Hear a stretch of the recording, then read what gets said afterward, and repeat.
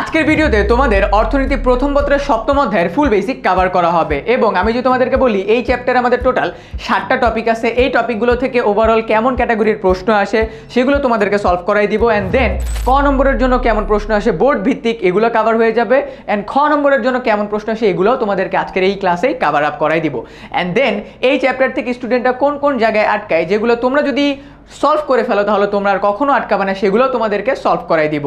তাই চলো আর দেরি না করে আজকের ক্লাসটা শুরু করা যাক। আমরা যদি একটু দেখি এই চ্যাপ্টারে কিন্তু আমাদের টোটাল 7টা টপিক আছে। আমরা প্রতিটা টপিক একটা একটা করে ধরবো অ্যান্ড দেন ওই টপিক থেকে কেমন প্রশ্ন আসে, কি কি ক্যাটাগরির প্রশ্ন আসে, টপিকের ভেতরে ডিটেলস কি আছে সবগুলো কভার করাই দিব। আমাদের চ্যাপ্টারটার নাম হলো সংগঠন।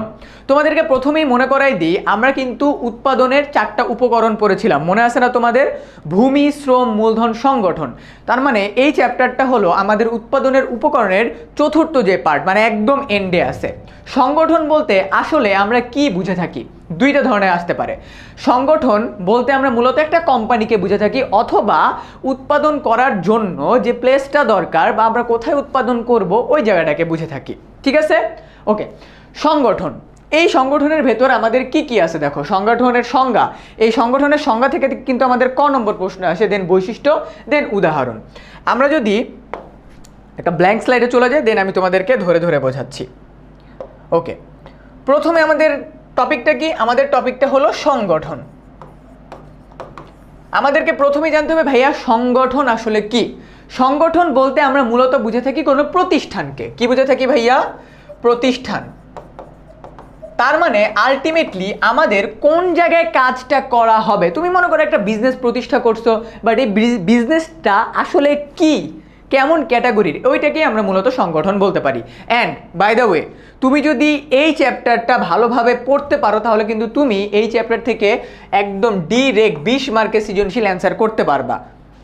একদম ডিরেক্ট এইচএসসি বলো অ্যান্ড তোমার কলেজের যে কোনো পরীক্ষা বলো, 20 মার্কের সৃজনশীল তুমি অ্যান্সার করতে পারবা। সো এই পুরো ভিডিওটা তুমি যদি দেখো তাহলে কিন্তু এগুলো তোমার কভার আপ হয়ে যাবে। ফাইন। সো আমরা প্রথমেই জানলাম সংগঠন মানে একটা প্রতিষ্ঠান। ফাইন। এরপরে সংগঠনের বৈশিষ্ট্যের ভিতরে যদি আমি যাই, প্রথম বৈশিষ্ট্য, সংগঠন হলো উৎপাদনের চতুর্থ উপকরণ। চতুর্থ উপকরণ, এইটা এইচএসসিতে অনেকবার আসছে। সংগঠন উৎপাদনের কততম উপকরণ? অ্যান্সার হলো চতুর্থ উপকরণ। এবং এটাও বলা যায় তোমার উৎপাদনের উপকরণগুলো ব্যবহার করে আমরা আলটিমেটলি কি পাই? আমরা একটা সংগঠন পাই। তুমি দেখো, তুমি ভূমি, শ্রম, মূলধন এই তিনটা দাও, এই তিনটা দিয়ে কাজ করলে আলটিমেটলি তুমি কি পাবা? তুমি পাবা একটা business, and the business is সংগঠন। ডান। তোমাদের পরীক্ষায় ক নম্বরের ক্ষেত্রে আসবে সংগঠন কাকে বলে, অ্যান্ড এটা লিখলা। লেখার পরে তুমি একে এক, যদি খ মার্কের ক্ষেত্রে তোমার আসে সংগঠন কাকে বলে বা সংগঠন বলতে কি বোঝায়, তখন তোমাকে লিখতে হবে, মনে করো সংগঠন লিখলা, তারপর তুমি সংগঠনের একটা বৈশিষ্ট্য দিলা, দেওয়ার পর তোমার একটা উদাহরণ দিতে হবে। এখন উদাহরণটা কিভাবে দিবা চলো আমি তোমাদেরকে বলে দিই। তুমি যদি উদাহরণ দিতে চাও তাহলে তুমি যে কোনো একটা ব্যবসার উদাহরণ দিবা। আমি এখানে বলে দিচ্ছি, যে কোনো ব্যবসায়ের উদাহরণ দিবা। অ্যান্ড ব্যবসার উদাহরণ দিয়ে 2 থেকে 3 লাইন দিয়ে বলে দিবা এটা একটা সংগঠন। দ্যাটস ইট, সিম্পল না? ওকে, তার মানে আমাদের প্রথম টপিক কিন্তু ডান। সো আমি যদি বলি আমাদের কিন্তু তাহলে প্রথম টপিক যেটা আছে সংগঠন, এটা কিন্তু আমাদের ডান হয়ে গেল। এরপরে যদি আমি যাই, তার মানে আমাদের এইখানে সংজ্ঞা গেল, বৈশিষ্ট্য গেল, উদাহরণ গেল। সেকেন্ড, সংগঠক। আমি এগেইন বলে নিচ্ছি কিন্তু তোমাদেরকে, সংগঠন তুমি পড়তেছো, এটার সাথে কানেক্টেড হলো আমাদের সংগঠক। কিভাবে? সংগঠক থেকে কি কি আসে আমাদের, সংগঠকের উদাহরণ, বৈশিষ্ট্য, গুরুত্ব। চলো আমরা পরের টপিকে চলে যাই। আচ্ছা, টপিকের নাম হলো সংগঠক। বাই দ্য ওয়ে, আমি কিন্তু যখনই কোনো একটা টপিক পড়াচ্ছি ওই টপিক থেকে কেমন প্রশ্ন আসবে, কি কি পড়বা সব কিছু কিন্তু বলে দিব ভাইয়া। ওকে, খাতা কলম নিয়ে বইসো। সংগঠক, আমরা একটু আগে সংগঠন পড়ছি তাই না? সংগঠন মানে আমরা বিজনেস পড়ছি। এখন যে ব্যক্তি, কোনো একটা ব্যক্তি তো বিজনেসটাকে তোমার প্রতিষ্ঠা করে থাকে। মনে রাখবা, লাইফে সবসময় মনে রাখবা, যে বা যারা বিজনেস প্রতিষ্ঠা করে, ব্যবসায়ের উদ্যোগ গ্রহণ করে, তাদেরকে আমরা সংগঠক অথবা উদ্যোক্তা বলে থাকি। যে বা যারা বিজনেস প্রতিষ্ঠা করে, যে বা যারা তোমার ব্যবসায় প্রতিষ্ঠা করে, ব্যবসায় প্রতিষ্ঠা করে তাকে আমরা কি বলে থাকি? তাকে আমরা সংগঠক বা উদ্যোক্তা বলে থাকি। গেল। এরপরে বলতে পারো ভাইয়া উদ্যোক্তার বৈশিষ্ট্য কি? উদ্যোক্তার বৈশিষ্ট্য কি? উদ্যোক্তার বৈশিষ্ট্যটা আরো ইন্টারেস্টিং। উদ্যোক্তার বৈশিষ্ট্য থেকে তোমাদের খ নাম্বারের প্রশ্ন আসবে পরীক্ষায়, এটাও আসতে পারে নিচের কোনটি উদ্যোক্তার বৈশিষ্ট্য নয়। দেখো, এই পৃথিবীর লিডার বা বিজনেস এন্টারপ্রেনারদের দিকে যদি তোমরা একটু খেয়াল করো, সবার মধ্যে একটা জিনিস আছে। উদ্যোক্তার প্রথম বৈশিষ্ট্য সেটা হলো হার না মানা। হার না মানা। দেখবা এই পৃথিবীতে যারা উদ্যোক্তা তারা কখনোই হার মানে না। They are keep trying and keep trying. এরপরে উদ্যোক্তা তারাই হয় যাদের মধ্যে সৃজনশীল মনোভাব থাকে। সৃজনশীল মনোভাব থাকে, তাই না? উদ্যোক্তা তারাই হয় যাদের মধ্যে কি থাকে? সৃজনশীল মনোভাব থাকে। 3 নাম্বার ধৈর্য। উদ্যোক্তা হতে গেলে ডেফিনেটলি আমাদের কি দরকার? ধৈর্য দরকার, তাই না? বলো, উদ্যোক্তা হতে গেলে আমাদের কি দরকার? ধৈর্য দরকার। এরপরে সাহস। হুট করে কেউ যদি এসে বলে এই আমাকে 5 লাখ টাকা দে, এরকম মানুষ যদি ভয় পাওয়া যায় তাহলে কি উদ্যোক্তা হইতে পারবে? পারবে না। এরপরে কি আছে আমাদের? তারপর হলো তোমার তারপর কি বলা যায়? পূর্বানুমান। পূর্বানুমান। পরীক্ষায় অনেক সময় প্রশ্ন আসে পূর্বানুমান কিভাবে উদ্যোক্তার একটা গুণাবলী বা বৈশিষ্ট্য। দেখো, অ্যাজ এ বিজনেসম্যান একটা বিজনেস রান করতে গেলে বা বিজনেস পরিচালনা করতে গেলে আপকামিং টাইমে কি কি হতে পারে এগুলো একজন উদ্যোক্তাকে প্রপারলি জানতে হয়। যেমন আমি এখন যদি আমি বলি যে আমার এই ক্লাসটা তুমি যে দেখতেছো আপকামিং টাইমে কি কি হতে পারে, 1 তুমি আমার ক্লাস থেকেই হুবহু এইচএসসিতে কমন পাবা, 2 তুমি এইচএসসিতে তো কমন পাবাই, তার পাশাপাশি তুমি যখন তোমার কোনো ফ্রেন্ডকে বুঝাবা বা কোনো ছোটো ভাই বোনকে বুঝাবা তারাও আমার এই ভিডিও থেকে তুমি বুঝছো তার মানে তারাও বুঝতে পারবে। সো দেখতেছো মানে আপকামিং প্রেডিকশন কি হইতে পারে এগুলা কিন্তু বোঝা যায়। সো একজন উদ্যোক্তার কাজও এটা, তার বিজনেসের আপকামিং টাইমে কি কি সিচুয়েশন আসতে পারে এটা তাকে বুঝতে হবে। সো এভারেজে আমি যদি বলি পরীক্ষায় তুমি যদি খ নম্বরের ক্ষেত্রে আসে এরকম 5টা 6টা লিখে দিতে পারো, এগুলো নিজের মতো তুমি বানায় ফেলতে পারবা। সো আমাদের বৈশিষ্ট্য গেল। এখন আসে ভাইয়া উদ্যোক্তার আসলে কি কোনো গুরুত্ব আছে? অবশ্যই উদ্যোক্তার গুরুত্ব আছে, কারণ একজন উদ্যোক্তা যদি প্রপারলি এডুকেটেড না হয়, নলেজেবল পারসন না হয়, তারপর হলো তোমার স্কিলড না হয়, তাহলে কি বিজনেসটা চলবে? চলবে না। পরীক্ষায় মাঝে মাঝে খ নম্বরের ক্ষেত্রে প্রশ্ন আসছে যে উদ্যোক্তার তোমার কোন ধরনের গুণাবলীগুলো আছে বা একজন উদ্যোক্তার ব্যবসায় থাকার গুরুত্বগুলো কি কি। চলো এই টপিক থেকে আমাদের খ নম্বরের কি কি প্রশ্ন আসছে এগুলো আমরা একটু দেখে ফেলি। এই যে দেখো, তোমার উদ্যোক্তা বা উদ্যোগ থেকে এনজিও এর পূর্ণরূপ কি? দেখো, এনজিও এটা কে পরিচালনা করে? ডেফিনেটলি এরকম কোন একজন উদ্যোক্তা আছে। এনজিও এর পূর্ণরূপ কি? Non government organisation. এরপরে ব্র্যাকের পূর্ণরূপ কি? এই যে যারা জানো তারা লিখে কমেন্টে জানো ব্র্যাকের পূর্ণরূপ কি, এটা আমি বলবো না। অ্যান্ড দেন দেখো সংগঠন কি? এটা ঢাকা বোর্ড 2019 সালে আসছে। এই যে দেখো উদ্যোক্তা থেকে যে টপিকগুলো থেকে প্রশ্ন আসছে এটা রাজশাহী বোর্ড 19, সিলেট বোর্ড 2019 সালে আসছে। যেগুলো পড়াচ্ছি ওইগুলো থেকেই কিন্তু আসতেছে। এরপরে যদি যাই তোমার খ নম্বরের ক্ষেত্রে সংগঠন দৃশ্যমান হলেও সংগঠক দৃশ্যমান হলেও সংগঠন অদৃশ্যমান, এটা কি? দেখো এটা আমাদের খ নম্বরের কোশ্চেন আসছে, কিন্তু লাইনটা খেয়াল করো। সংগঠন টপিক থেকে সংগঠক দৃশ্যমান মানে কোন একজন বিজনেসম্যান সে দৃশ্যমান, বাট সংগঠন এটা অদৃশ্যমান। কিভাবে? দেখো একটা বিজনেস, তোমাকে বলতে পারো ভাই বিজনেস মানে তো বিল্ডিং। না বাবা, বিজনেস মানে বিল্ডিং না। বিজনেস মানে হলো ভূমি, শ্রম, মূলধন, এই 3টার প্রসেসে সংগঠনটা এসে থাকে।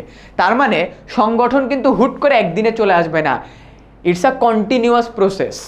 যেহেতু সংগঠন প্রক্রিয়ার পর আমরা পেয়ে থাকি, তাই বলা হয় সংগঠন একটা অদৃশ্যমান জিনিস। এটাও কিন্তু চট্টগ্রাম বোর্ডে আসছে।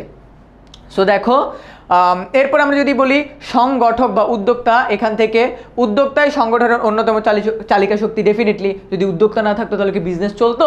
কখনোই চলতো না। এরপরে সংগঠনের দক্ষতার উপর নির্ভর করে, সংগঠকের দক্ষতার উপর নির্ভর করে সংগঠনের সাফল্য। এটা আর বলতে হবে, একটু আগে তোমাদেরকে এক্সাম্পল দিয়ে দিছি। তার মানে আমরা যেই টপিকগুলো পড়তেছি ওই টপিকগুলো থেকেই কিন্তু প্রশ্ন আসতেছে।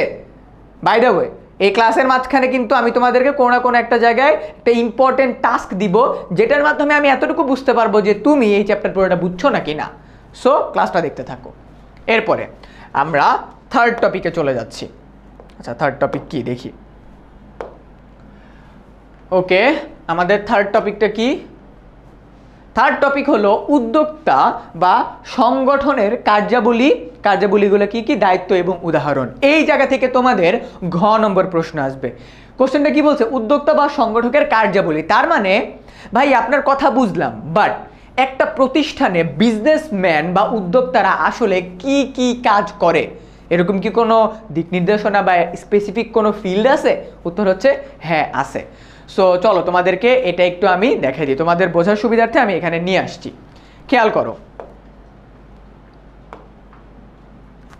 ওকে, প্রথমে উদ্যোক্তা বা উদ্যোক্তার কার্যাবলী। এই কার্যাবলীগুলোর ভিতরে এইখানে কিছু পয়েন্ট আছে, এখানে কিছু পয়েন্ট আছে, আমি একটা একটা করে বোঝাই। পরীক্ষায় আমি আবারও বলতেছি, এটা তোমাদের খ এবং ঘ মার্কের ভিতরে আসতে পারে। উদ্দীপকে তোমাদেরকে বলে দিবে কোনো একটা কাজ তোমাদেরকে ওটা ফাইন্ড আউট করতে হবে, সে একজন উদ্যোক্তা, তার কার্যাবলীগুলো কি কি, তার মানে সে একজন প্রতিষ্ঠানের উদ্যোক্তা হিসেবে কি কি কাজ করে। প্রথম কাজ, সে পরিকল্পনা প্রণয়ন করে, বিজনেসটা কিভাবে চলবে, আপকামিং টাইমে কি কি হবে, সব কিছু একজন উদ্যোক্তা প্রণয়ন করে। তার মানে উদ্যোক্তার প্রথম কাজ হলো পরিকল্পনা প্রণয়ন করা। পরিকল্পনার ভেতরে কি কি থাকে ভাইয়া? পরিকল্পনার ভিতরে থাকে আমি এই বিজনেসটা করার জন্য মূলধন কোন কোন জায়গা থেকে পাবো, সেকেন্ড আমি পণ্য নিয়ে বিজনেস করব নাকি সার্ভিস নিয়ে বিজনেস করব, তার মানে আমার বিজনেসটা কেমন হবে। মনে করো কোনো একজন উদ্যোক্তা এরকম চশমা বিক্রি করে, অথবা কোনো একজন উদ্যোক্তা তোমার মনে করো নেটফ্লিক্সের সাবস্ক্রিপশন বিক্রি করে, দুইটাই কিন্তু বিজনেস। সো আমি কোনটা নিয়ে বিজনেস করব। এরপরে তত্ত্বাবধান করা, বিজনেস শুরু করে ছেড়ে রাখলে হবে না, তত্ত্বাবধান করতে হবে। সো তত্ত্বাবধান কিন্তু উদ্যোক্তার একটা কাজ।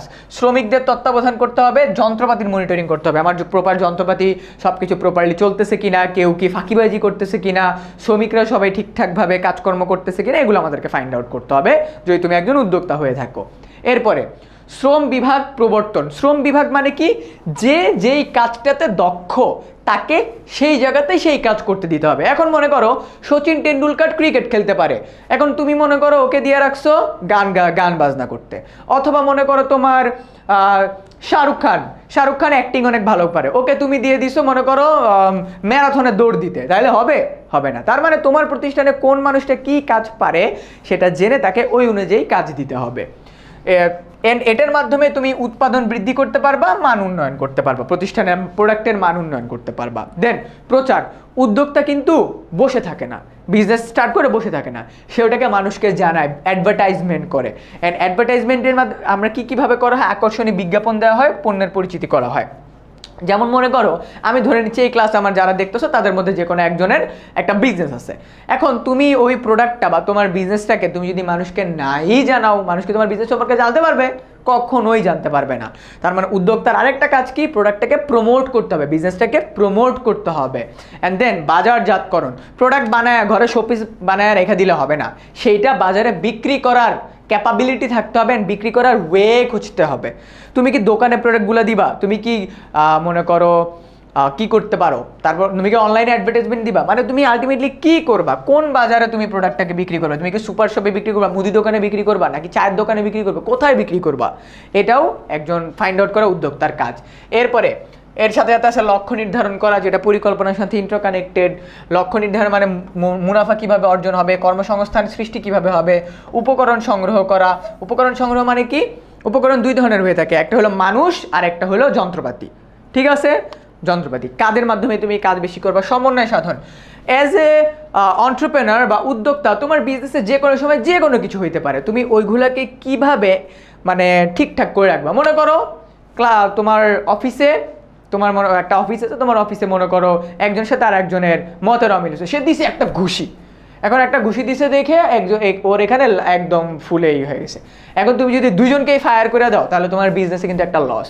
কারণ কি, তার মানে এটা তোমার একটা মানে ব্যর্থতা প্রকাশ করবে যে তুমি সঠিক সমন্বয় সাধন করতে পারো না, মানে একজনের সাথে আরেকজনকে কানেক্ট করে রাখতে পারো না। তো একজনের সাথে আরেকজনকে কানেক্ট করে রাখা বা প্রবলেম সলভিং, এটাও কিন্তু উদ্যোক্তার অনেক বড় একটা কার্যাবলী বা গুণাবলী। এরপরে হলো ঝুঁকি বহন করা। মনে রাখবা তোমার বিজনেসে মুনাফা তখনই হবে বা উদ্যোক্তার বিজনেসে মুনাফা তখনই হবে যখন সে ঝুঁকি গ্রহণ করবে। ঝুঁকি গ্রহণ করা ছাড়া এই পৃথিবীতে কেউ কখনো উদ্যোক্তা হইতে পারে নাই। অ্যান্ড লাস্টলি যদি বলি গুদামজাতকরণ, তার মানে কোথায় তুমি তোমার প্রোডাক্টগুলোকে স্টোর করবা, কতদিন পর আবার মার্কেটে ছাড়বা, কতদিন পর এটা আবার রিস্টোর হবে, এই সব কিছু। সো আমি যদি তোমাদেরকে বলি এই একটা টপিক তুমি যদি কাভার আপ করতে পারো ভাইয়া, বিলিভ মি, তুমি 3 থেকে 4 মার্কের কোশ্চেন হুবহু কমন পাবা, একদম হুবহু। তোমাকে হয় গ নম্বরে বলবে উদ্যোক্তার কার্যাবলী কি, না হলে তোমাকে খ নম্বরে বলবে, না হয় তোমাকে এমসিকিউতে বলবে নিচের কোনটি উদ্যোক্তার কার্যাবলী নয়। কত ক্যাটাগরির প্রশ্ন আসতে পারে বুঝছো? তার পাশাপাশি তুমি মনে করো এই যে চিত্রটা দেখলা, মনে করো এক্সামে তোমাকে বলছে উদ্যোক্তার কার্যাবলী কি, বেশি কিছু না, তুমি যদি এই চিত্রটা আঁকা দাও, তারপর প্রতিটা লাইন প্রতিটা টপিককে এক লাইন করে লিখে দাও, তুমি 3-এ 3, 4-এ 4, তোমার থেকে বেশি মার্ক কেউ পাবে না। ওকে, তো দেখাই এই টপিক থেকে কেমন প্রশ্ন আসছে। চলো কি কি প্রশ্ন আসছে এগুলো তোমাদেরকে একটু দেখাই দিই। ওকে, সো উদ্যোক্তার কার্যাবলী কি, দায়িত্ব কি, উদাহরণ কি, উদাহরণগুলো কিন্তু একটা একটা করে বলে দিছি। দেন আমি যদি যাই তোমার দেখো, সংগঠককে শিল্পের চালক বলা হয় কেন? কারণ উদ্যোক্তাই কিন্তু পুরো বিজনেসটাকে পরিচালনা করে থাকে। এরপরে যদি আমি বলি খ নম্বরের ক্ষেত্রে সংগঠককে শিল্পের চালক বলা হয় কেন? দেখো ক নম্বরে যে কোশ্চেন আসছে, খ নম্বরে একই কোশ্চেন আসছে, জাস্ট একটু এলাবোরেট করে লিখতে হবে, একই ক্যাটাগরির প্রশ্ন গেল। আচ্ছা, তার মানে আমি যদি তোমাদেরকে আরেকবার একটু মনে করাই দিই, দেখো আমরা কিন্তু ইতোমধ্যে একটা টপিক, দুইটা টপিক, তিনটা টপিক কাভার আপ হয়ে গেছে, মাথায় রেখো কিন্তু। আচ্ছা, এরপরে আমরা যে টপিকটা পড়বো এই টপিকটা সবচেয়ে বড় টপিক, এবং এই টপিক থেকে তুমি মাস্ট বি 10 নাম্বার কমন পাবা। 10, মনে রেখো 10 নম্বর কমন পাবা এই টপিক থেকে। টপিকটার নাম হলো সংগঠনের প্রকারভেদ। টপিকের নাম কি? সংগঠনের প্রকারভেদ। চলো, সংগঠনের প্রকারভেদের ভিতরে আমাদের কি কয়েক ধরনের প্রকারভেদ আছে, এই যে দেখো এখানে লেখা আছে। একটা হলো মালিকানার ভিত্তিতে, তারপর হলো বিভিন্ন প্রতিষ্ঠানের পরিচয়ের ভিত্তিতে। মালিকানার ভিত্তিতে, বিভিন্ন প্রতিষ্ঠানের পরিচয়ের ভিত্তিতে। সো তোমার সংগঠনের প্রকারভেদগুলো কি কি দেখো। তার মানে আমরা বুঝতেছি যে ভাইয়া এতক্ষণ পর্যন্ত আপনি সংগঠন নিয়ে বলছেন, তার মানে বিজনেস আলটিমেটলি কি কি ধরনের হয়ে থাকে, তাই না? এটাই কিন্তু বলছে। প্রথমেই আমাদের যেটা আসবে, পরীক্ষায় প্রশ্ন আসবে, মালিকানার ভিত্তিতে সংগঠনকে কয় ভাগে ভাগ করা হয়? Direct answer, MCQ. সরকারি প্রতিষ্ঠান। আমাদের দেশের যত ধরনের সরকারি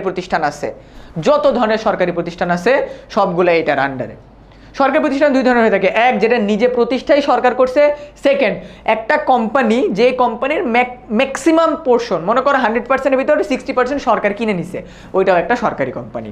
এরপরে ব্যক্তি মালিকানাধীন কোম্পানি, মানে যেটা বেসরকারি কোম্পানি। বেসরকারি কোম্পানি অনেক আছে, ব্যাংক আছে, বীমা প্রতিষ্ঠান আছে, তারপর নর্মাল বিজনেসগুলো আছে, অনেক ধরনের বেসরকারি প্রতিষ্ঠান আমাদের দেশে আছে। এরপরে স্বায়ত্তশাসিত প্রতিষ্ঠান কি, এটা নিয়ে আমরা পরবর্তীতে জানবো, কারণ এটা অনেক ব্রড একটা টপিক।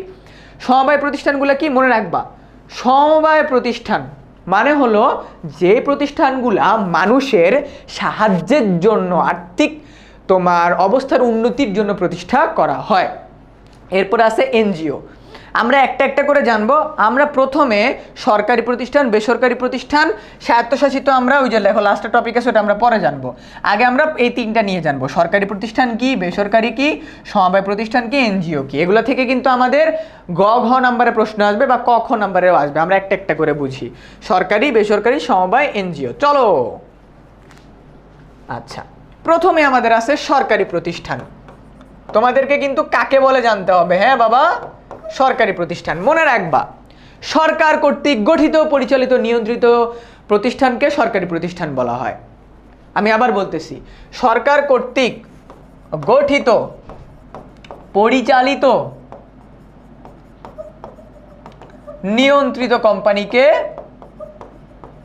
কি বলা হয়? নিয়ন্ত্রিত কোম্পানিকে সরকারি কোম্পানি বলা হয়। গেল।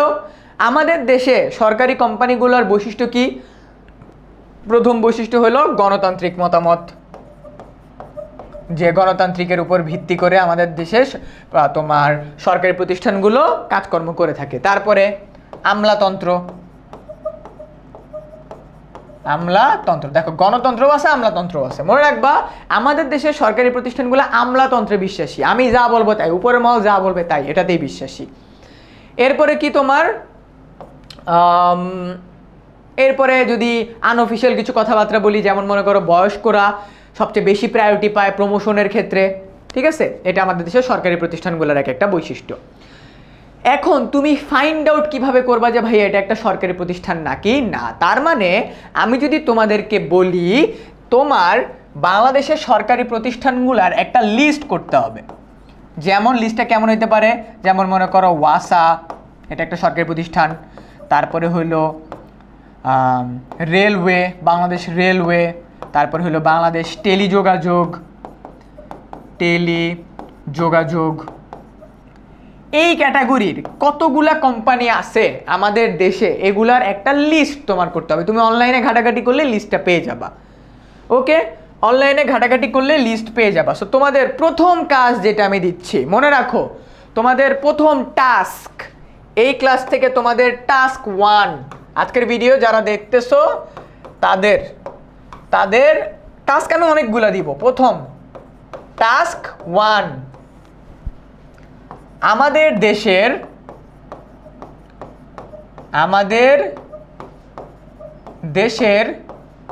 10 থেকে 15টি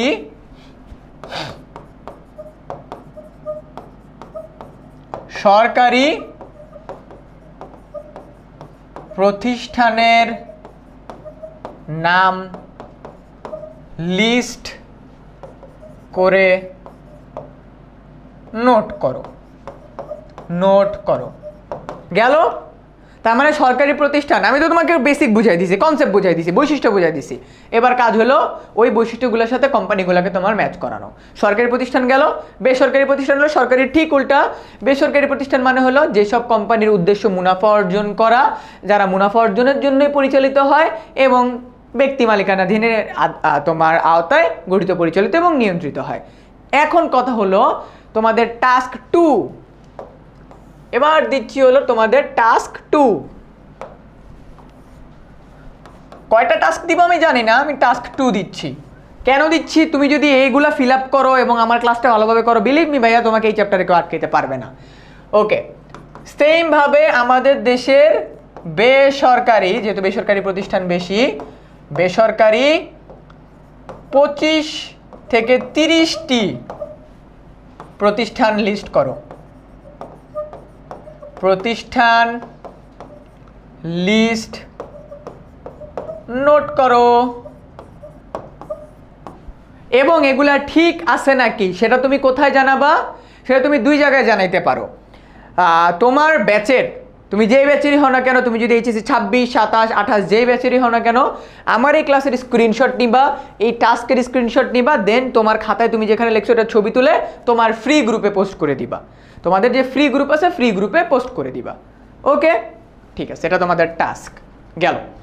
সো আমরা সরকারি প্রতিষ্ঠান বুঝলাম, বেসরকারি প্রতিষ্ঠান বুঝলাম। এবার আমরা বুঝবো সমবায় প্রতিষ্ঠান, যেটা অনেক গুরুত্বপূর্ণ। সমবায় প্রতিষ্ঠান, দেখো আমি তোমাদেরকে এত ডিটেলসে কনসেপ্ট থেকে আমি বলছি কিন্তু ক্লাসের স্টার্টিংয়ে যে আমি তোমাদেরকে বেসিক থেকে একদম, মনে করো তুমি ইকোনমিক্সের এই চ্যাপ্টারটা কিচ্ছু জানো না, তাও তুমি আমার ক্লাস যদি লাস্ট পর্যন্ত দেখো, এই চ্যাপ্টার তোমার ক্লিয়ার হয়ে যাবে।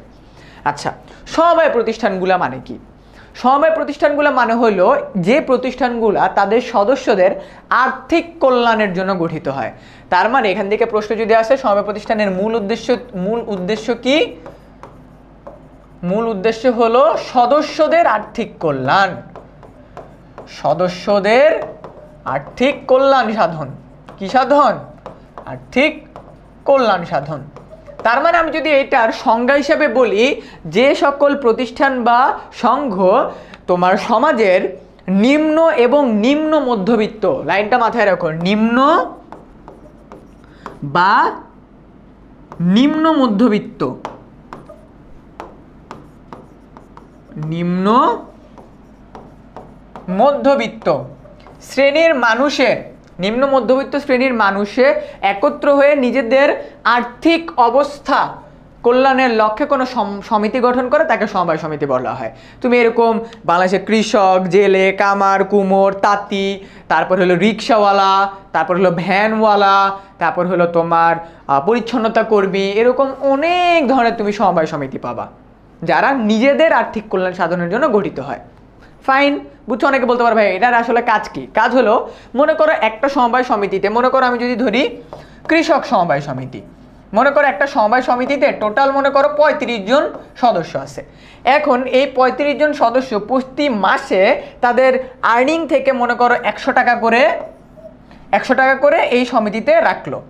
এখন হুট করে একটা কৃষক এর জমিতে মনে করো মনে করো আগুন লেগে নষ্ট হয়ে গেছে, এখন ওই কৃষকের তো আর্থিক সাহায্য প্রয়োজন, এখন এই কৃষকের সমিতি থেকে আর্থিক সাহায্য নিয়ে তাকে সাহায্য করা হবে। এইটাই এই সমিতিগুলোর মূল মোটিভ। এজন্যই বলা হয় সদস্যদের আর্থিক কল্যাণ সাধন। সদস্যদের আর্থিক কল্যাণ সাধন করা আমাদের সমবায়ের মূল লক্ষ্য। বুঝছো? এরপরে আমরা যাচ্ছি এনজিও। এনজিও এনজিও এর পূর্ণরূপ কি? Non government organisation. এনজিও এর পূর্ণরূপ কি? নন গভর্নমেন্ট অর্গানাইজেশন, তার মানে অমুনাফাভোগী প্রতিষ্ঠান। এনজিও এর পূর্ণরূপ কি? মানে বাংলা যদি বলি অমুনাফাভোগী প্রতিষ্ঠান। গেল? এই কনসেপ্টটা তোমাদেরকে এবার বুঝাই। এনজিও, তুমি দেখবা তোমার আশেপাশে অনলাইনে অনেক এনজিও আছে যারা বিভিন্ন ধরনের সাহায্য কার্যক্রম করে থাকে। যেমন আমি যদি বলি বাংলাদেশের রোহিঙ্গাদেরকে অনেক এনজিও সাহায্য করছে, ব্র্যাক সাহায্য করছে, তারপর হলো তোমার দ্য গেটস ফাউন্ডেশন মানে বিল গেটসের ফাউন্ডেশন সাহায্য করছে। এখন অনেকে বলতে পারে ভাইয়া এনজিও তারা নিজেদেরকে বলে অমুনাফাভোগী প্রতিষ্ঠান, বাট এই এনজিওগুলোর টাকা পায় কই? ভাই আমরা 10 জন ফ্রেন্ড মিলেও কি এনজিও করতে পারবো? পারবা। খেয়াল করো, লুপ হোলটা তোমাকে দেখাই আমি। মনে করো তোমরা 10 জন ফ্রেন্ড একসাথে হইলা, তোমাদের টার্গেট হলো যে আমরা রাস্তা পরিষ্কার। তোমরা কি করবা? বিভিন্ন সপ্তাহে বের হয়ে রাস্তা পরিষ্কার করবা। কি করবা? 10 জনের একটা, মনে করো তোমরা 10 জনের একটা টিম হইছো, রাস্তা পরিষ্কার করবা। এখন তোমাদেরকে ফান্ডিং করবে কে? তার মানে তোমাদেরকে আসলে টাকা দিবে কে কাজ করার? প্রথম তো তোমরা নিজেরা পকেট মানি দিয়ে গ্লাভস মাস্ক তারপরে স্যানিটাইজার এগুলো কিনে দেন পরিষ্কার করবা, তারপর ক্লিন হয়ে বাসায় চলে আসবা। বাট যখন এটা 10 জন 30 জন 50 জন 100 জন 200 জন 500 জন 1000 জন হবে, তখন একসাথে তো সবাই কাজ করবে না, কিছু মানুষ তো কাজ করবে, তাই না? এখন এই যে সব মানুষ একসাথে কাজ করতে যাবে, তাদের একটা যদি টি শার্ট থাকে, ভালো টি শার্টের টাকা কে দিবে? নিজেরা দিল। বাট বড় পরিসরে যখন মানুষ হবে, 10,000 মানুষ হয়ে যাবে, তখন কারা টাকা দিবে? এই জায়গাগুলোতে আসে কারা জানো? আমাদের দেশে অনেক মানুষ তোমার কালো টাকা আছে, এটা তো জানো তাই না? কালো টাকা আছে। কালো টাকা মানে কি? ইললিগাল মানি। কি আছে? ইললিগাল মানি আছে। তোমরা এখন বড় হইছো তাই তোমাদেরকে এটা বলা যায়, ইললিগাল মানি আছে। এই ইললিগাল মানি তারা কোথায় ইউজ করে জানো? এই এনজিওগুলোকে দেয়। মনে করো মিস্টার এক্স তোমার মনে করো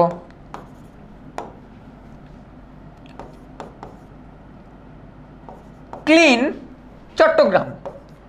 চট্টগ্রাম নামে একটা অর্গানাইজেশনকে বললো কি যে মিস্টার এক্স একজন ব্যক্তি যে ওদেরকে 1 কোটি টাকা দিতে চায়।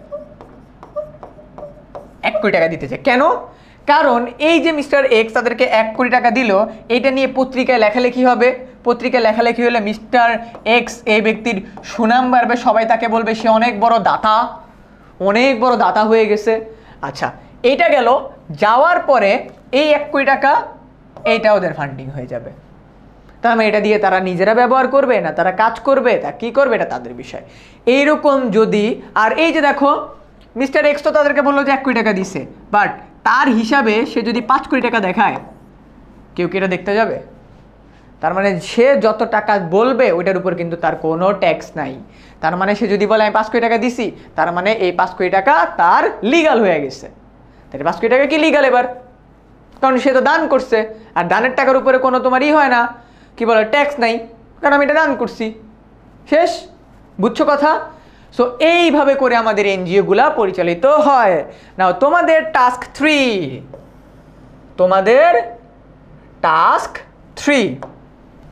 সো এখানে আমি তোমাদের টাস্ক 3 দিচ্ছি। টাস্ক 3, 30টি এনজিও লিস্ট করো এবং তাদের প্রতিষ্ঠা ও কাজ লিখো। অ্যান্ড এই 30টা কিন্তু শুধুমাত্র বাংলাদেশের হবে এরকম না, বাংলাদেশের ম্যাক্সিমাম বাংলাদেশের হলে বেটার, বাট ট্রাই করবা ফেমাস কিছু বিজনেসে বা এনজিওর নাম রাখতে। বুঝতে পারছো? ক্লিয়ার? ওকে। সো আমরা এনজিও পড়লাম, সমবায় প্রতিষ্ঠান পড়লাম, দেন পড়লাম হলো সরকারি প্রতিষ্ঠান, এরপরে পড়লাম বেসরকারি প্রতিষ্ঠান। এবার যদি আমি চলে যাই আমাদের এই যে টাস্কের এখানে, তার মানে এতক্ষণ পর্যন্ত আমরা কি কমপ্লিট করছি? মালিকানা ভিত্তিতে ব্যবসা, তার মানে মালিকানার ভিত্তিতে ব্যবসার একটা পোর্শন আমরা কমপ্লিট করে ফেলছি। ঠিক আছে? সো চলো ছোট্ট বন্ধুরা, এবার আমরা একটু দেখি আমাদের এই টপিক থেকে আমরা যে যে পড়লাম এখান থেকে আমাদের ক নাম্বারের কেমন প্রশ্ন আসে। দেখো এক মালিকানা ব্যবসা এগুলো এখনো পড়ি নাই আমরা। খ নাম্বারে যদি যাই, খ নাম্বারের ক্ষেত্রে কেমন প্রশ্ন আসে দেখি। সো এই যে দেখো, এতক্ষণ পর্যন্ত আমরা যেগুলো পড়ছি ওগুলো আমরা কনসেপ্টের জন্য পড়ছি। আমাদের মেইনলি প্রশ্ন আসবে এক মালিকানা অংশীদারি যৌথ মূলধনী থেকে, যে এটা আমরা এখন পড়ব। সো মালিকানার ভিত্তিতে ব্যবসায় গেল, এরপরে আমাদের আরও কিছু ক্যাটাগরির বিজনেস আছে। ঠিক আছে? এটাকে বলা হয় পরিধির উপর ডিপেন্ড করে, পরিধি আলাদা। মালিকানার ভিত্তিতে আরও কিছু আছে আমাদের। আমাদের আছে এক মালিকানা অংশীদারি যৌথ মূলধনী। অংশীদারিকে যৌথ মূলধনীকে আমরা আবার দুই ভাগে ভাগ করি। চলো, অ্যান্ড আমি যদি বলি এই যে টপিক, এখান থেকে 10 নম্বর 10 মার্ক আসবে এক মালিকানা অংশীদারি যৌথ মূলধনী। চলো, আমি কিন্তু অলরেডি তোমাদেরকে 4টা টাস্ক দিয়ে দিছি। ওকে, তো আমাদের প্রথম টপিক হলো এক মালিকানা ব্যবসা। এক মালিকানা, এইটার দিকে যদি একটু খেয়াল করো, দেখো আমরা কিন্তু সংগঠন পড়তেছি, আমরা স্টার্টিং থেকে সংগঠন কি বা বিজনেস কি। এখন আমরা যাচ্ছি আমাদের দেশে বা পুরো ওয়ার্ল্ড ওয়াইড বিজনেস কি কি ধরনের হইতে পারে। আমরা তো ইকোনমিক্সে তো আমাদের সব কিছুই তো টাকা পয়সা নিয়ে, তাই না? সো বিজনেস কি কি ধরনের হইতে পারে আমরা কিন্তু এটা জানি। প্রথমত এক মালিকানা, দেখো এই কথাটার অর্থ হইলো যে বিজনেসের মালিক একজন, মালিক একজন, এক কথাই শেষ। যদি কোনো বিজনেসের মালিক একজন হয়, সেই বিজনেসে যদি লাভ হয়, লাভ হইলেও মালিক একা নিবে। যদি লস হয়, যদি লোকসান হয়, তাহলেও কে বহন করবে? মালিক। গেল, এটাই সংজ্ঞা। এক মালিকানা ব্যবসা পরীক্ষা আসবে। এক মালিকানা ব্যবসা কাকে বলে একটু আগে দেখাইছি। ক নম্বরের ক্ষেত্রে তোমার ঢাকা বা চট্টগ্রাম বোর্ডে আসছে, তারপর তোমার খ নম্বরের ক্ষেত্রে আসছে। এইখান থেকে তোমাদের সৃজনশীলও আসবে। সৃজনশীল আসবে কি কিভাবে আসবে, আমি এক মালিকানা অংশীদারি যৌথ মূলধনী পাবলিক লিমিটেড প্রাইভেট লিমিটেড পড়াই দেওয়ার পরে তোমাদেরকে সৃজনশীল বলবো। খেয়াল করো, পরীক্ষা যদি আসে ক নাম্বার এক মালিকানা ব্যবসা কাকে বলে, উত্তর হলো একজন ব্যক্তির মালিকানায় গঠিত পরিচালিত নিয়ন্ত্রিত ব্যবসাকে এক মালিকানা ব্যবসা বলে। যদি খ নাম্বারে আসে তখন তোমরা লিখবা যে সিমিলারলি আগেরটা যেটা বললাম, একজন ব্যক্তির মালিকানায় গঠিত পরিচালিত নিয়ন্ত্রিত ব্যবসাকে এক মালিকানা ব্যবসা বলে, এবং যে ব্যবসায় লাভ হলে মালিক একা ভোগ করে, লোকসান হলে মালিক একা বহন করে, তাকে এক মালিকানা ব্যবসা হিসেবে আমরা গণ্য করে থাকি। এক মালিকানা ব্যবসায়ের দায় অসীম, এটা তোমরা অনেকবার শুনবা। এক মালিকানা ব্যবসার দায় অসীম। উত্তর হচ্ছে, প্রশ্ন হচ্ছে কেন এক মালিকানা ব্যবসার দায় অসীম? কারণ এক মালিকানা ব্যবসায় যেহেতু মালিক বেচারা একা, তাই যদি এই বিজনেসে সে লস খায়, তার মানে যখনই তার লস খাক, তার যাই হোক, তার টাকা যদি কেউ অন্য কারো কাছ থেকে নেয়, ওই টাকা পরিশোধ করার জন্য তার নিজের ঘরের সম্পত্তি বিক্রি করতে হবে।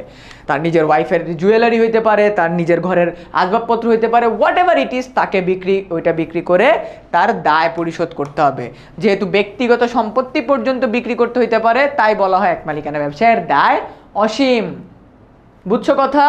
পরীক্ষায় তোমার আসবে এক মালিকানা ব্যবসায় তৈরি করতে কোনো আইন আছে? কোনো আইন নাই। মুদি দোকান এক মালিকানা ব্যবসা, বিউটি পার্লার এক মালিকানা ব্যবসা, ছোট ছোট যত বিজনেস দেখো, যে বিজনেসগুলোকে আজকে উঠাই দিলে কালকে আরেক জায়গায় যায় বসে পড়বে, সেই সকল বিজনেস এক মালিকানা ব্যবসা।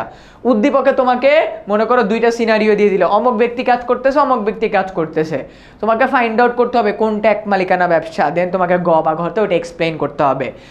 এক মালিকানা ব্যবসার বৈশিষ্ট্য কি, এক মালিকানা ব্যবসার গুরুত্ব কি, সুবিধা কি, অসুবিধা কি, এগুলো তোমরা অলরেডি সবাই জানো। আমি যদি আরেকবার বলে দিই, এক মালিকানা ব্যবসার বৈশিষ্ট্য কি? একক মালিকানা, মানে মালিক একজন গেল, সে তারপরে লাভ বন্টন, মালিক একা লাভ নেয়, লোকসান হলে মালিক একা বহন করে। 3, তোমার বৈশিষ্ট্যগুলো বলতেছি, এক মালিকানা ব্যবসায় দায় অসীম। 4, তারপর হলো স্বেচ্ছাচারিতা, মালিকের ইচ্ছার উপরে নির্ভর করে, আজকে আমি ইচ্ছা হলে দোকান খুলবো, আজকে আমি ইচ্ছা হলে না হলে দোকান খুলবো না। তারপর হলো তোমার 4, প্রত্যক্ষ সম্পর্ক, যেহেতু এক মালিকানা ব্যবসার ক্ষেত্রে মালিক একজন, তাই সে দোকানে বসলে ডিরেক্টলি তোমার কাস্টমারদের সাথে কথাবার্তা বলতে পারবে। এগুলো হলো বৈশিষ্ট্য। এক মালিকানা ব্যবসার অনেক সুবিধা আছে, কম টাকায় বিজনেস করা যায়, তারপর হলো বেশি মানুষের মাথা থাকে না, যেখানে মাথা বেশি সেখানে সমস্যা বেশি, ডিসিশন নিতেও সময় লাগে।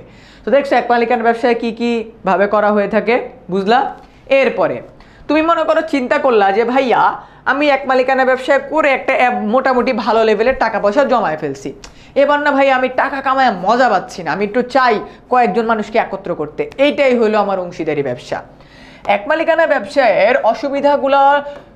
অসুবিধাগুলো দূর করার জন্য প্রতিষ্ঠা হয় অংশীদারি ব্যবসা। এবং অংশীদারি ব্যবসা প্রতিষ্ঠার ক্ষেত্রে তোমাকে একটা সাল সারা জীবন মাথায় রাখতে হবে, এটা হলো 1932 সালের অংশীদারি আইন। 1932 সালের অংশীদারি আইন। ওকে, অংশীদারি ব্যবসার মূল ভিত্তি কি? অংশীদারি ব্যবসায়ের মূল ভিত্তি হলো চুক্তি। দেখো এখানে বলা আছে অংশীদার, তার মানে দুই বা দুইয়ের অধিক মানে কতজন হইতে পারে? দেখো এখানে আমি তোমাদেরকে এমসিকিউ পড়াই। অংশীদারি ব্যবসার ক্ষেত্রে সদস্য, যদি সাধারণ অংশীদারি ব্যবসা হয়, মনে করো নর্মাল কোনো অংশীদারি ব্যবসা হইলে সদস্য হইতে পারবে 2 থেকে 20 জন, এগুলো কিন্তু এমসিকিউতে আসবে। আর যদি ব্যাংকিং অংশীদারি ব্যবসা হয়, মনে করো অংশীদারি ব্যবসা করবা বাট ব্যাংক রিলেটেড, তাহলে সদস্য হবে 2 থেকে 10 জন।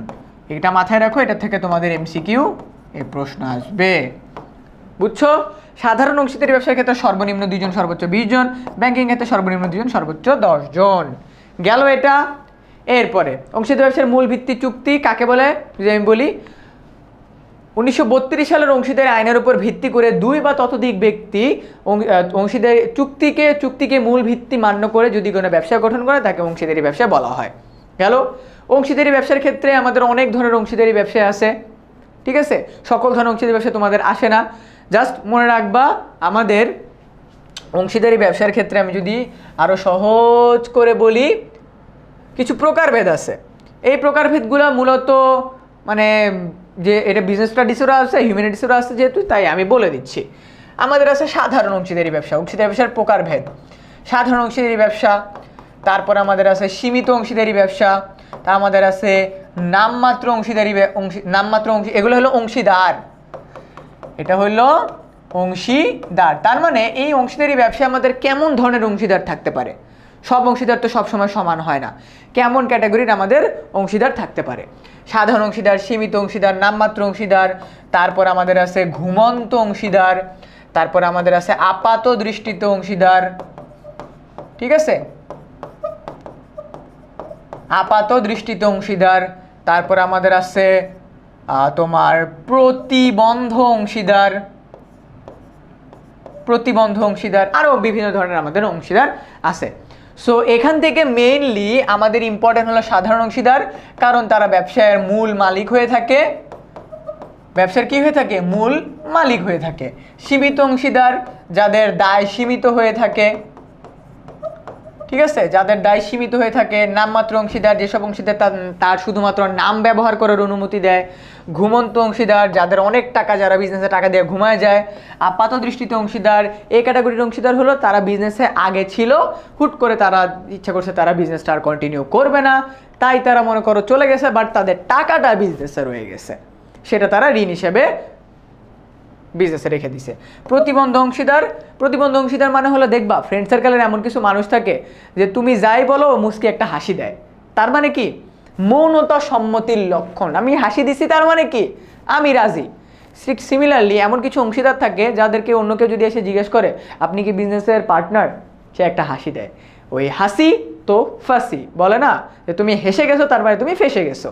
সো এই প্রতিবন্ধ অংশীদার হলো সেই ক্যাটাগরির অংশীদার। আরেকটা অংশীদার আছে আমাদের কর্মী অংশীদার। এই অংশীদারগুলো হলো আমাদের এমন ক্যাটাগরির অংশীদার, সে বিজনেসে কোনো টাকা দিবে না, বাট সে তার কাজের মাধ্যমে বিজনেসে কানেক্টেড থাকবে। বুঝছো?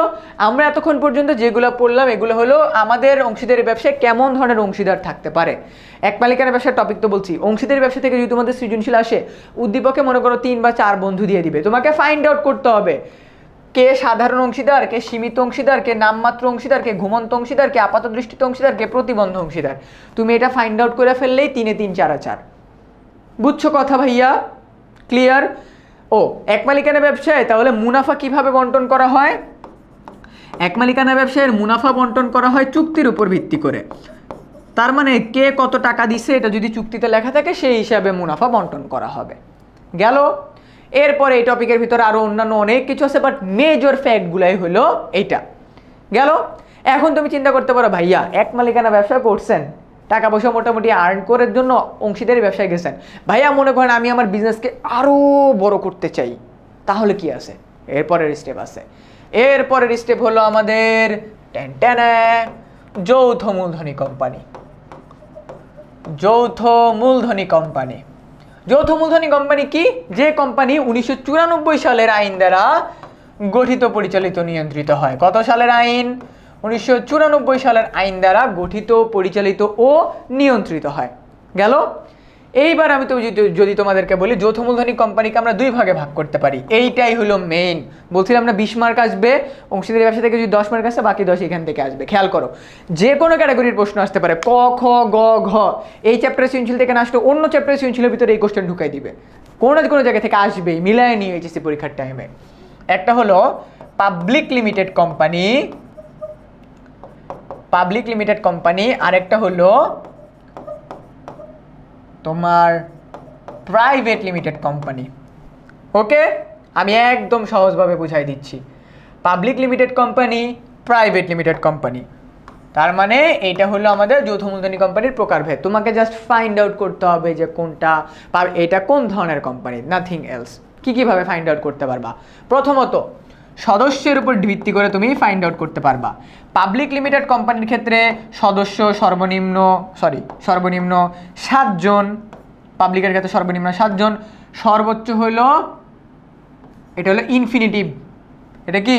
এটা হলো ইনফিনিটিভ অ্যামাউন্ট, মানে অগণিত হইতে পারে, অগণিত। পাবলিক লিমিটেড কোম্পানির ক্ষেত্রে আমাদের সদস্য সংখ্যা হইতে পারে সর্বনিম্ন 7 জন, সর্বোচ্চ অগণিত। কেন অগণিত এটা বলতেছি।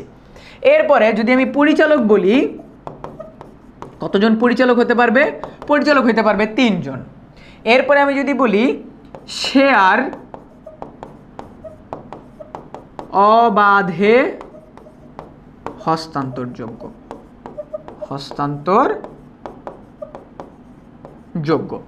তার মানে পাবলিক লিমিটেড কোম্পানির ক্ষেত্রে যারা শেয়ার বিক্রি করার ক্ষেত্রে আছে, শেয়ার বিক্রি মানে কি? এখন মনে করো তোমার কোম্পানিতে টাকা দরকার, তোমার নিজের কাছে টাকা শেষ, এখন তুমি যদি কোম্পানির স্টেটমেন্ট, একটা কোম্পানির সাথে কিন্তু সব মানুষ কানেক্টেড হতে চায়, তুমি মনে করো তোমার কোম্পানির জন্য 10 কোটি টাকা প্রয়োজন, তুমি কোম্পানির আর্থিক স্টেটমেন্ট বা তোমার কোম্পানির যে লেনদেনের হিসাবগুলো আছে, যে কোম্পানি আপকামিং টাইমে, যে মানে মেন কথা যেটা দেখলে মানুষ বুঝতে পারে এই কোম্পানিটা আপকামিং টাইমে ভালো করবে না খারাপ করবে, এরকম স্টেটমেন্ট যদি তুমি শেয়ার মার্কেটে দিয়ে দাও, তোমরা তো শেয়ার মার্কেটের নাম শুনছো, ওটা একটা ডিফারেন্ট জগৎ, ওটা একটা ডিফারেন্ট চ্যাপ্টার। তো শেয়ার মার্কেটের ভেতর তুমি যদি তোমার এই কোম্পানির শেয়ারটা দিয়ে দাও, ওইখান থেকে মানুষ তোমার কোম্পানি যদি 100-200 টাকা করে শেয়ার কিনে, ওই শেয়ারটাকে বলা আমরা পাবলিক লিমিটেড কোম্পানির শেয়ার বলে থাকি।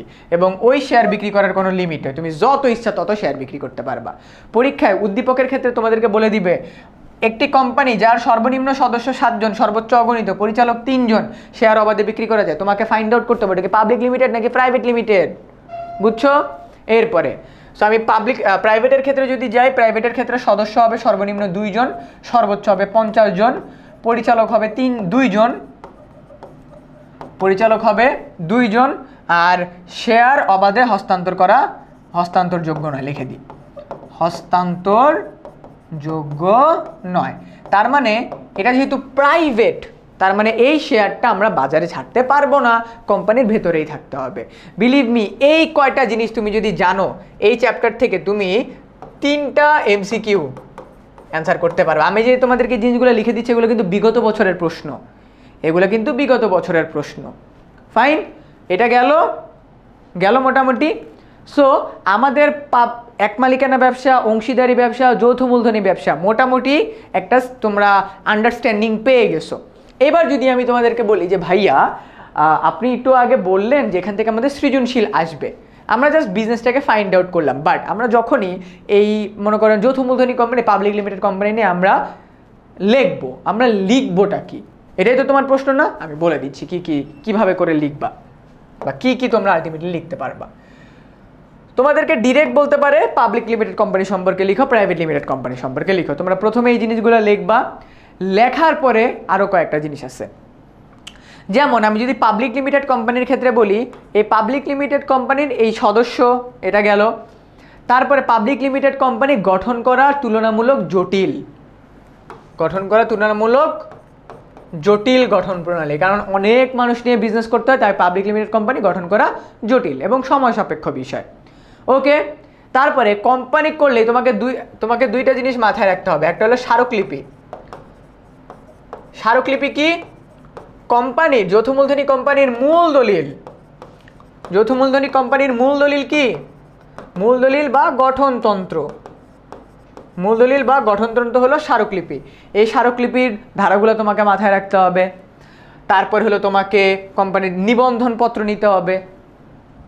ঠিক আছে, এখন বলতে পারো ভাইয়া একটা কোম্পানি আমি প্রতিষ্ঠা করলাম, প্রতিষ্ঠা করার পর কখন এটা পাবলিক লিমিটেড কোম্পানি হবে, কখন এটা প্রাইভেট লিমিটেড কোম্পানি হবে? চলো তোমাকে এবার এটা দেখাই।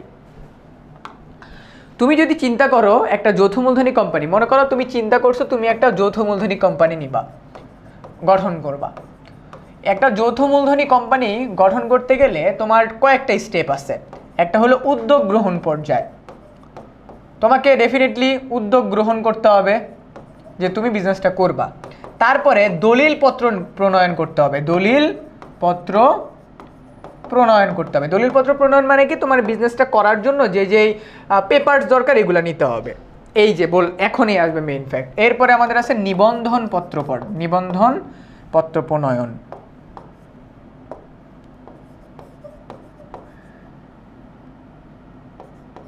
নিবন্ধন পত্র প্রণয়ন তার মানে তোমার কোম্পানির যে নিবন্ধন করা হয়েছে এটা তুমি বলবা। মনে রাখবা পরীক্ষায় প্রশ্ন আসবে নিবন্ধন পত্র প্রণয়ন পর্যায়ে কোন কোম্পানি কাজ শুরু করতে পারবে? উত্তর হলো প্রাইভেট লিমিটেড কোম্পানি। কারণ কি?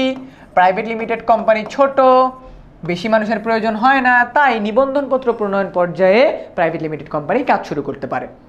এখন তুমি নিবন্ধন পত্র পাইছো, বাট তুমি কার্য আরম্ভের অনুমতি পাও নাই। কার্য আরম্ভের অনুমতি পত্র এটা কি? এটা হলো প্রাইভেট লিমিটেড কোম্পানি যেহেতু শেয়ার জনগণের কাছে ছাড়বে, তাই তাদেরকে এক্সট্রা একটা ধাপের কাজ করতে হয়, সেটা হলো কার্য আরম্ভের অনুমতিপত্র। এইটা পাওয়ার জন্য তাদেরকে ন্যূনতম মূলধন সংগ্রহ করতে হয়। ন্যূনতম মূলধন। এখন এটা কি? তার মানে একটা কোম্পানি যদি private limited public limited company হতে চায় তাহলে তাকে অ্যাটলিস্ট কত টাকা মানে জনগণের কাছ থেকে নিয়ে বিজনেসটা শুরু করতে হবে, এটাকে বলা হয় ন্যূনতম মূলধন। এটা যদি সংগ্রহ করে ফেলতে পারে তাহলেই একটা কোম্পানি তোমার পাবলিক লিমিটেড কোম্পানি হইতে পারে। আর এই পর্যায়ে এটা পেলে, কার্যারম্ভের অনুমতিপত্র পাইলে কাজ করতে পারে public limited company. Public limited company, বুঝছো? এই যে এই জিনিসটা লিখলাম এইটাও তোমাদের সৃজনশীলে আসতে পারে।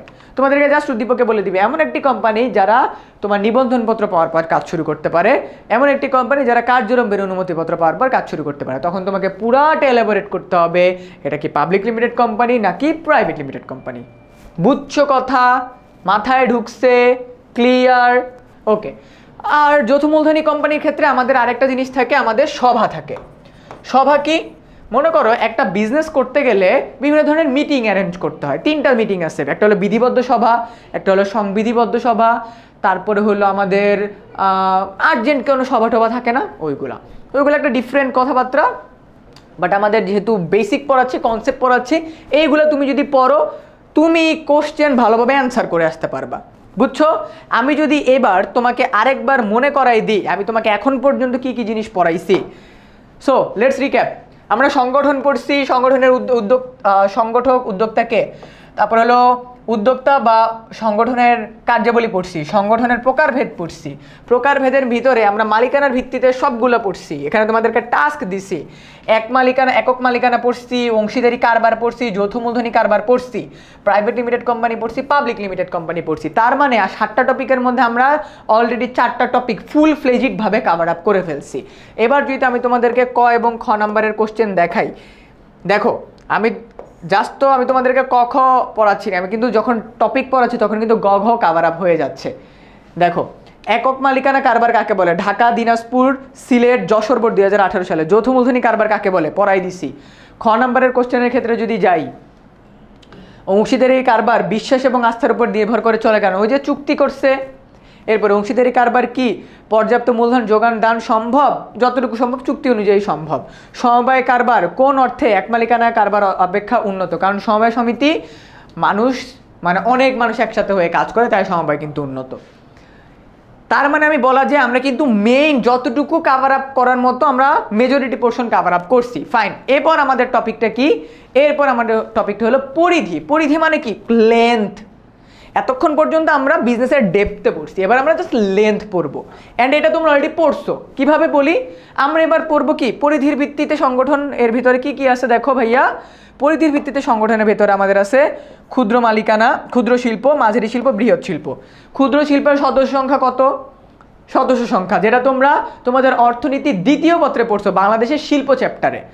ওইখানে আমাদের ক্ষুদ্র শিল্পের ক্ষেত্রে সদস্য সংখ্যা কয়জন, কত টাকা লাগে, মাঝারি শিল্প ক্ষেত্রে কত টাকা লাগে, বৃহৎ শিল্পের ক্ষেত্রে কত টাকা লাগে, এগুলো কিন্তু আমাদের দেয়া আছে। এখান থেকে জাস্ট আমি বলে দিই কেমন প্রশ্ন আসবে। কেমন প্রশ্ন আসবে এটা আমি তোমাদেরকে জাস্ট একবার দেখাই দিই। ওকে, আমি বলে দিচ্ছি, চলো বলে দিচ্ছি। যদি এখান থেকে সৃজনশীল আসে তাহলে তোমাদেরকে উদ্দীপকে জাস্ট কত টাকা দেয়া আছে, কত টাকা আর কত জন নিয়ে বিজনেস করতেছে, এই দুইটা জিনিস ফাইন্ড আউট করে ফেললেই তখন তুমি ফাইন্ড আউট করে ফেলতে পারবা এটা কোন শিল্প।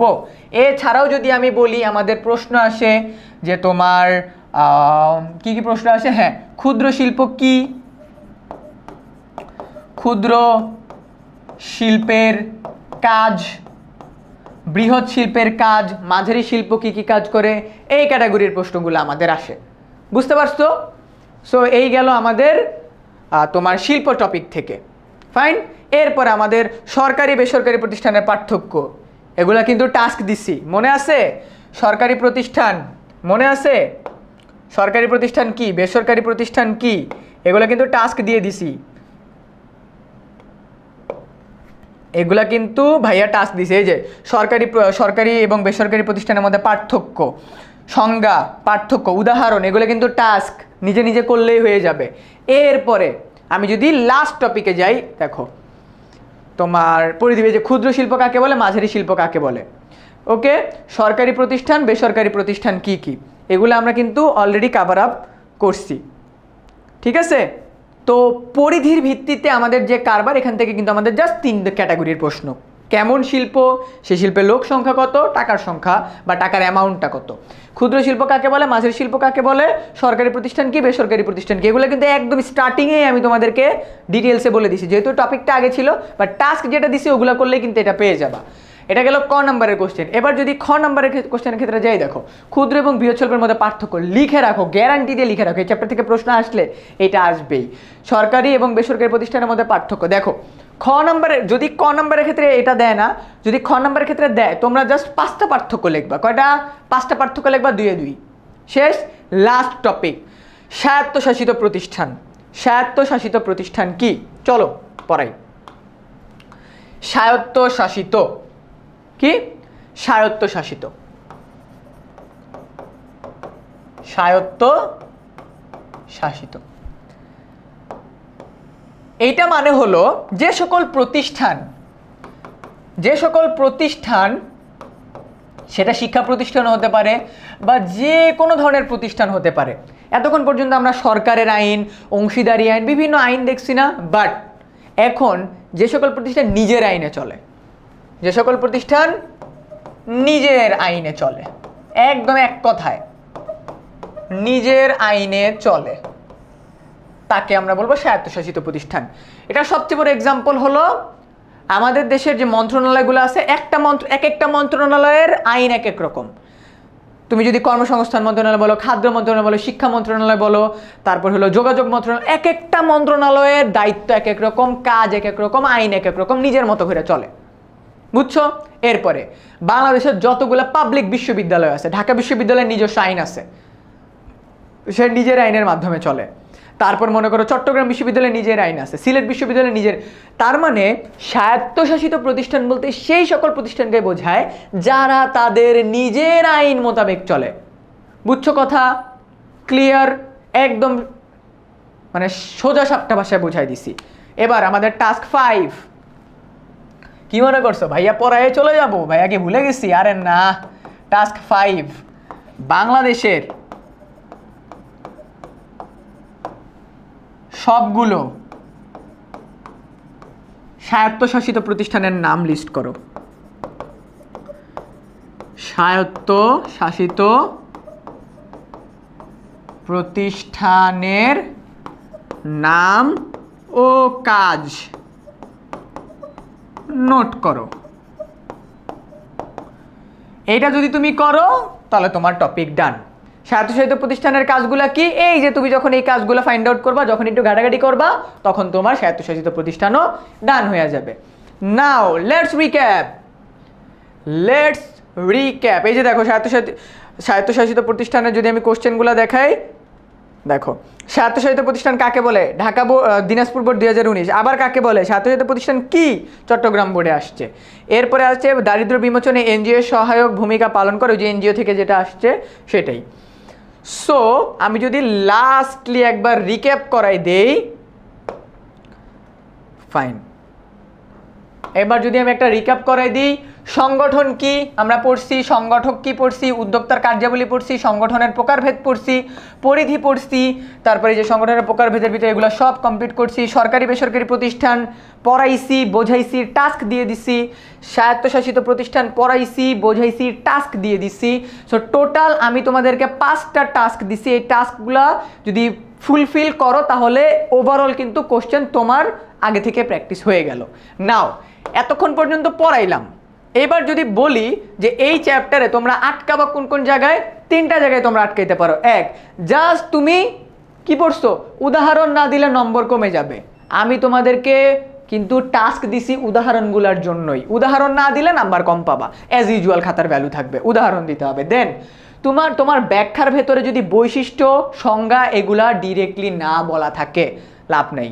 ব্যাখ্যা যখন লিখতেছো তুমি কি গুরু রচনা লিখবা? না, সংজ্ঞা দিতে হবে, মাল্টিপল সংজ্ঞা দিবা দরকার হইলে, এক একজন রাইটার এক এক ধরনের সংজ্ঞা, বৈশিষ্ট্য একটু বেশি দিতে হবে। অ্যান্ড লাস্ট, মুখস্থ কনসেপ্ট যদি তুমি জাস্ট মুখস্থ করে যাও, যদি তোমার চিন্তা দিয়ে তুমি উত্তর করতে না পারো, এই চ্যাপ্টারে তুমি মার্ক পাবা না।